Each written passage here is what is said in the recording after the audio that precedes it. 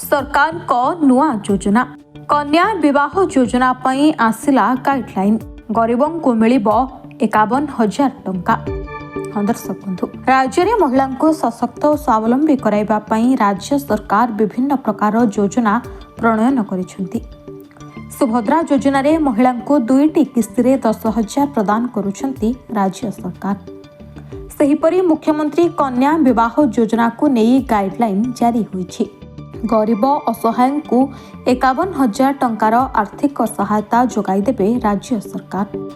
दिव्यांग विधवा एससी/एसटी को मध्य एही योजना रे अग्राधिकार दियाजिबो। समस्त जिलापाल को महिला और शिशु विभाग तरफ चिट्ठी लिखा जाइछि।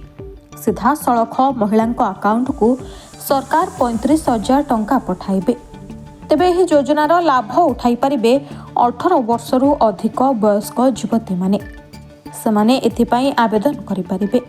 जो युवती और युवक प्रथम थर पई विवाह करिबे सेमानंकु केवल एही सुविधा मिलिछि। सेहिपरि विधवांक पुनर्विवाह क्षेत्र रे मध्य एही सहायता राशि प्रदान कराजिबो। मोट सहायता राशि 51,000 टंकारु 35,000 हिताधिकारींक अकाउंट को जिवो।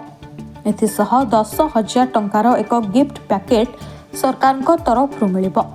एही गिफ्ट पैकेट रे पाउंजी चूड़ी टिकिली बासन साड़ी इत्यादि सामग्री प्रदान कराजिबो। बाकी 6,000 टंका विवाहर साजसज्जा पई दियाजिबो। एनजीओ द्वारा एही अर्थराशि प्रदान कराजिबो।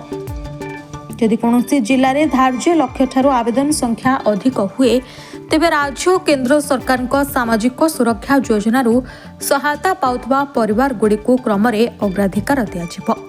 तेबे झियो विवाह पई एबे आउ गरीब असहाय को चिंता करने को पड़िबो नाही। खुद राज्य सरकार एही खर्च उठाइबे।